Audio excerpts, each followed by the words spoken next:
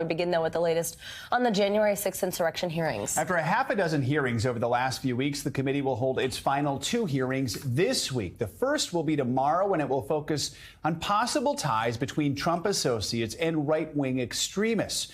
And in a surprise move over the weekend, Steve Bannon, one of former President Trump's closest allies, reversed course. He's now offering to testify, but only if it's live and in public. Bannon's about-face comes after former President Trump said he would waive executive protections for Bannon's testimony. For more on all this, we want to bring in NBC News legal analyst Danny Ceballos. Danny, good morning to you. So we know Steve Bannon was just weeks away from standing trial for contempt of Congress after months of stonewalling the committee. So if he does testify, could that contempt charge go away, or does that depend on how much he cooperates?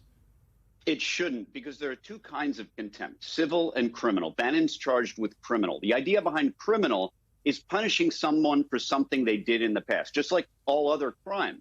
Civil contempt, on the other hand, is designed to force you to comply with a court's directive.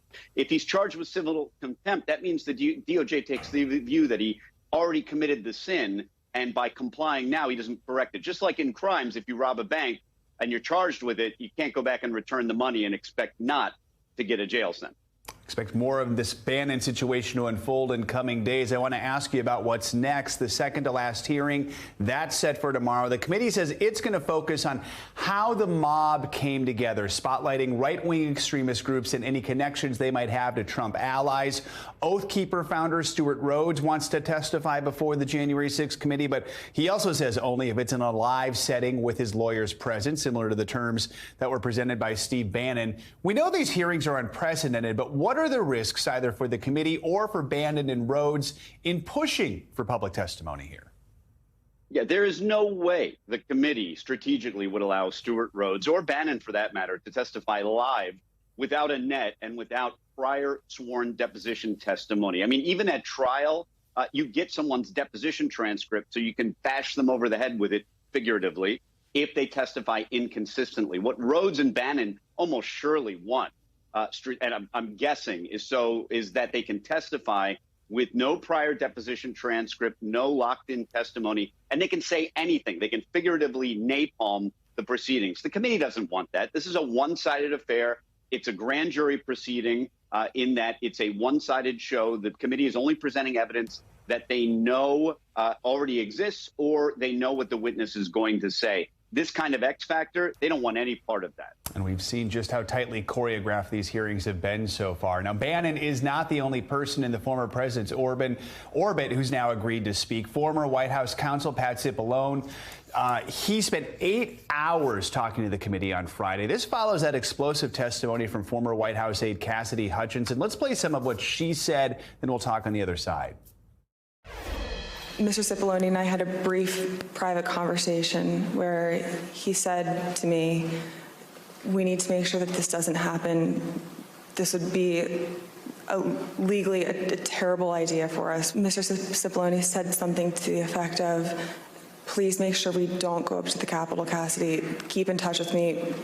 We're going to get charged with every crime imaginable. Pat was concerned it would look like we were obstructing justice or obstructing the Electoral College count. So after what happened Friday, committee members say Cipollone did not contradict any previous witnesses' testimony. If that's the case, help us understand, why would his testimony following Hutchinson's testimony be so important here? Because what are the odds that Pat Cipollone only told Cassidy Hutchinson, a relatively lower-level aide, that, hey, we're going to get charged with every crime imaginable? The committee is guessing that's a very low percentage, and that Cipollone probably said something more damaging to Trump, to other people in the Trump circle, including possibly Trump himself, unless, I guess it's theoretically possible that Cipollone was running down a hallway, shouted, we're going to get charged, to Cassidy Hutchinson, and never breathed a word of it to anybody else ever, ever, ever. That seems pretty unlikely, and I think the committee knows that. Cipollone is the kind of witness that the committee wants. He's expressed in the past, at least according to one witness's testimony, some concern, and they're going to get his testimony and his interview first, lock it in, then ask a choreographed series of questions at a hearing, most likely. Danny Ceballos, thanks for helping us break it all down this morning. We appreciate it. Now, staying in Washington in the ongoing fight over abortion rights, President Biden said Sunday he's considering declaring a public health emergency to free up federal resources to promote abortion access. That's something I'm asked the folks, the medical people in the administration to look at, whether I have the authority to do that and what impact that would have. So my ultimate goal is to reinstate Roe v. Wade as a national law by passing it in the United States Congress, and I'll sign it the moment that happens. NBC News correspondent Maura Barrett joins us now from Washington. Hey, Maura, good morning. So this move's been pushed by abortion rights advocates. Comes the weekend protests, as weekend protests are demanding the president to take action. First, let's listen to some of that. Yeah, I mean, to just put it in words, what we have going on is a massive human rights violation in our country, and he's not responding to that level. It just isn't enough. He's making a political move when he could have codified Roe the moment he went into office, and he didn't. Is this consideration a result of that pressure? What do you make of that? Yes, Savannah, over the weekend, there was that huge crowd outside the White House, and there was women's marches across the country as well. This was stemming from frustration from President Biden's executive action that he signed into order on Friday, which protected access to FDA medication, abortion, contraception, the right to travel between states if you're seeking an abortion. But people there saying that they don't think it goes far enough. And so when President Biden was in Rehoboth Beach this weekend, I was traveling with the president, and he was asked if he had a message to these protesters, and you saw him respond there, talking about the idea of a public health emergency declaration. But he also said, keep protesting. We need your voices to be heard, because he's also warned that if there isn't votes in November, come the midterms, for more Democrats in Congress, he's really concerned that Republicans will place a federal ban on abortion into law. And so while he said he's considering this public health emergency, this is something that could potentially open up federal funding, but the administration has said that this isn't going to be the necessary first step they're taking, because it doesn't open up that much legal authority. The White House instead saying the actions that they did take on Friday was the most immediate and effective that they're working on right now. So, Maura, let's talk about how this would work, because, I mean, those remarks do come as some White House officials have conceded that declaring a public health emergency isn't a great option. So how would it work, and what is the administration saying about concerns? Well, it's something that the president only has so much power in his executive orders, his executive actions. In terms of codifying Roe v. Wade into law, that's something that Congress has to do, and we know that there's not enough votes right now in Congress. So that's why you see the president pushing so much towards the November midterms, but that's why we're also seeing that frustration from protesters. Progressives are also pushing the president, in addition to the public health emergency declaration, to pack the court with more liberal judges. The White House says they're not going to do that. And they've also suggested for abortion services to be available on federal lands. But Karine Jean-Pierre, the press secretary, has warned that that could have dangerous ramifications for those that are traveling out of state doing so on federal lands, because they could be prosecuted. Savannah. And more quickly, before I let you go, I want to ask you about the president's big overseas trip that's coming up this time to the Middle East. In an op-ed in the Washington Post Sunday, the president defended visiting Saudi Arabia. He's previously denounced the Saudi monarchy as a pariah. What do we know about this trip and the White House's response? Well, previously on the campaign trail, then candidate Biden had said he would make Saudi Arabia a pariah and make them pay the price after the murder of U.S. journalist Jamal Khashoggi, which was organized by Saudi officials. And so that's why he's getting all of this criticism. But in that op-ed that he published over the weekend, he maintained that his idea for human rights and fundamental freedoms is something that he considers in every trip abroad. He instead said that the relationship with the Middle East, with Saudi Arabia, is very important with the U.S. right now, that it's more stable and secure than it was under the Trump administration. And he maintains that building up this relationship would help tame Russian aggression and ideally outcompete China. And so this is something that he thinks will help move forward with Saudi Arabia. And of course, the Saudis control the global oil supply right now as they chair OPEC, which regulates oil. And so when we're talking about gas prices, this is something that will be top of mind for the president as he goes abroad this week. All right, Maura Barrett, thank you so much. New details are emerging about the suspect accused of killing former Japanese Prime Minister Shinzo Abe. A wake was held today as Japan mourns its longest-serving leader, who was shot twice on Friday while on the campaign trail. Secretary of State Antony Blinken met with Japan's current Prime Minister earlier today in Tokyo and expressed his condolences. I shared with our Japanese colleagues the sense of loss, the sense of shock that we all feel, the American people feel, at this horrific tragedy and killing. We saw in him something rare, a man of vision who's had the ability to realize that vision. But mostly, I came at the president's behest because more than allies, we're friends. And when a friend is hurting, other friends show up. Local journalist Kaori Njoji joins us now. Kaori, as we mentioned when we spoke with you last Friday, I mean, shootings like this are incredibly rare in Japan. 3 days have now passed. What is the mood like there, and what kind of preparations are being made now for Abe's funeral? Well, Joe, I spent the day at Zojoji Temple, which is where the wake was being held. And, on the surface, I think things are returning back to normal. But as the hearse carrying the body of Shinzo Abe arrived in the afternoon to this temple, the people looking on paused and put their hands together. And there was a steady stream of people. Local people putting flowers down, laying flowers down to try and convey the sense of condolences that they have towards the slain Prime Minister Shinzo Abe. The wake itself is a family affair, but the Prime Minister, political heavyweights, industry titans will be in attendance, and they will be there during the funeral, on Tuesday. I mean, just a side note, this temple, it's called Zojoji, but this powerful shoguns from the 17th and 18th century were buried there. And I think it's kind of fitting that they chose this temple in central Tokyo because Shinzo Abe was always called the shadow shogun of the Liberal Democratic Party, even 2 years after he resigned as the prime minister. Kaori, I do want to ask you about the suspect over the weekend. We got some new information about the suspect and his alleged motives. Walk us through what police there are saying and what we can expect now from the investigation here. Well, what really stood out to me in terms of new detail coming out today is a news conference by the Unification Church. Remember when we talked on Friday, the police had told us that the suspect had said that he held a grudge against an institution. At that time, the police were not giving us a whole lot more detail. But now we know that the suspect's mother belonged to the Unification Church. This is according to the Japan branch, the head of the Japan branch of the Unification Church. They didn't go into detail into how much money the mother may have given to the church, but rumors are swirling that that could have been the reason why there was why the suspect said that his family went into financial ruin. And I think that is the most poignant detail that we got from surrounding this suspect today. He's in the hands of the prosecutors. We know that there was no direct link between any political motive, I should say, that the suspect had in making the shooting. But I think the biggest detail that we got today was that his mother belonged to the Unification Church.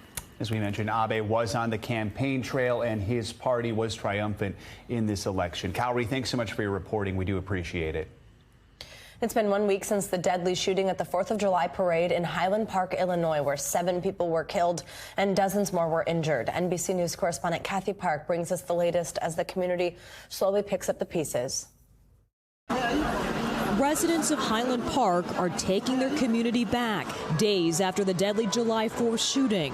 The barricades and police tape replaced by signs of resilience and recovery. Their new motto, Highland Park Strong, seen at every turn. We're not going to be held down. The doors are back open at some businesses, while others are still cleaning up. It hit a couple of spots right there. Including this popular pancake house, pierced by the gunman's bullets. This is where the bullet holes ended up. Even the awning up there's got a hole. Right. We met Nicole Polaric outside the restaurant, the same spot where she watched the parade go by with her family. She took this photo of the packed street minutes before the massacre. Being back here right now, is a reminder of just how close the gunfire was. How has this moment changed you? I've now joined a group of mothers all across this country who have lost something. And it's just not okay. Young children becoming a source of strength, while 8-year-old Cooper Roberts begins his long road to recovery after being shot and paralyzed from the waist down. His classmates spent the day raising money for their friend. A slice of Americana shattered on the day celebrating our independence, but forever united as a healing becomes a community effort. Kathy Park, NBC News, Highland Park, Illinois.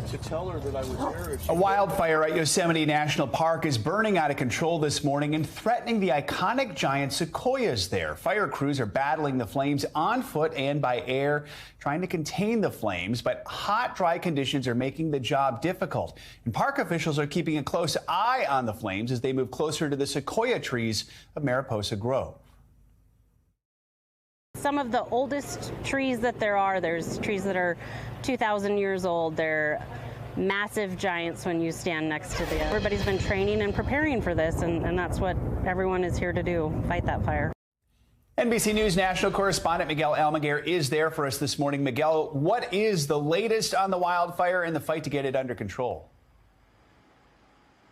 Well, Joe, this firefight is still very active. We were on scene yesterday about a mile down the road from here. That's where there's active fire. We saw hundreds of firefighters on the ground trying to protect those iconic sequoia trees. As you mentioned, some of them can be 2,000 to 3,000 years old here. So crews are mainly, though, fighting this fire from the air. The fire is burning in fairly remote areas that have been difficult to reach. Here's what Park Ranger Scott Getteman has told us. These firefighters are incredibly skilled and are going into areas where they're doing everything from falling trees to suppressing fire to cutting fire line, and we're using a variety of methods. We're really relying more on water and the helicopter drops and from the ground.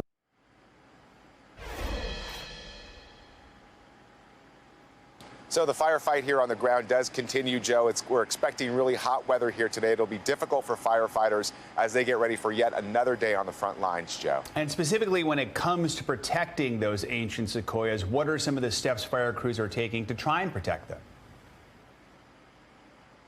Well, for the most part, they're trying to clear out the underbrush around these massive sequoias. As you know from your own experience, Joe, of being on the front lines here, that underbrush, when it's thick and heavy, it can easily catch trees on fire that are in this area, and that can jump from treetop to treetop.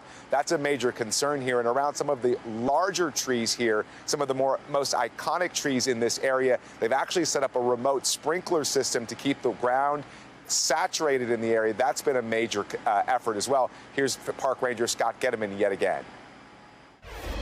And so far, we have not had any giant sequoias burn, which is wonderful. We've done a lot of preventative measures. We've done prescribed burning over the years. We've done a lot of the fuels treatment. So again, the good news, no sequoia trees have been lost here. There's about 500 trees in the Mariposa Grove, which is just about a mile down the road from where we're standing now. There's another 100 trees in the national park itself. But again, no trees lost. Those 600 still standing strong today, Joe. And Miguel, as you know well, firefighters can do what they can do, but they depend so much on the weather. So what does the weather look like in the coming days? Could it help or could it hurt the fight? Well, it's going to be hot and very dry out here, so that's not good news there. If there is any good news in the forecast, it's that we're not expecting, we haven't yet seen very windy conditions. Fire, as you know, can be really catastrophic when the winds are kicking up in this area. For the most part, the winds have been fairly calm, a piece of good news, but the temperatures could easily reach the triple digits. That'll slow firefighters down on the ground as the aerial assault here really takes shape over the next few days, Joe. All right, Miguel Almaguer, stay safe. Thank you. And with that, let's get a check on your morning news now weather. NBC's Michelle Grossman joins us with that. Hey, Michelle, good morning. Hey there, guys. Happy Monday. And as Miguel said, we are looking at hot, dry weather in the west and a lot in the southwest and south central states. Once again, temperatures climbing into the upper 90s and triple digits once again. So 29 million Americans at risk for some sort of heat alert, whether it's a heat advisory, excessive heat warning. That's in your hot pink. You can see it extending from parts of the northwest into the southwest, the central and southern plains, and then parts of Louisiana as well. So that's what we're going to watch in terms of the heat. We're still toasty, temperatures in the triple digits. Yesterday, Austin reached a high of 110. That tied a record for the month of July. So we're looking at 100 degrees in Oklahoma City today. It will feel like 102 once you factor in that humidity, feeling like 104 in San Antonio, and it will feel like 108 degrees in Houston. That's going to continue tomorrow. Lots of red, lots of pink on this map here because we are looking at temperatures soaring into the triple digits once again in Dallas and Austin. It's going to feel like 100 in Birmingham despite that 93-degree temperature because we're adding in that high humidity. And that heat's going to expand to the east, so New York City, you're into the 90s by Wednesday. Raleigh, same story, 93 degrees, and into the upper 80s in Atlanta. We're also watching the Gulf. We have a area of low pressure. It's super slow. It's kind of lingering and meandering across the coast. And we're going to see heavy rainfall. We're going to see gusty winds as well. Could pick up some tropical attributes too. So we're going to watch this over the next several days. Either way, we're looking at heavy rainfall. Scattered rain tomorrow from Texas to the Carolinas. We could see 2 inches per hour. And then as we go throughout Wednesday, the ground's so saturated. We have been watching rain here for the past week and a half. We're going to continue to watch rain here. So we're looking at a flooding risk. We're also looking at anywhere from 3 to 5 inches of rainfall. That's especially along the coastline of Louisiana into Alabama and also Mississippi. Back to you guys. Thanks for watching our YouTube channel. Follow today's top stories and breaking news by downloading the NBC News app.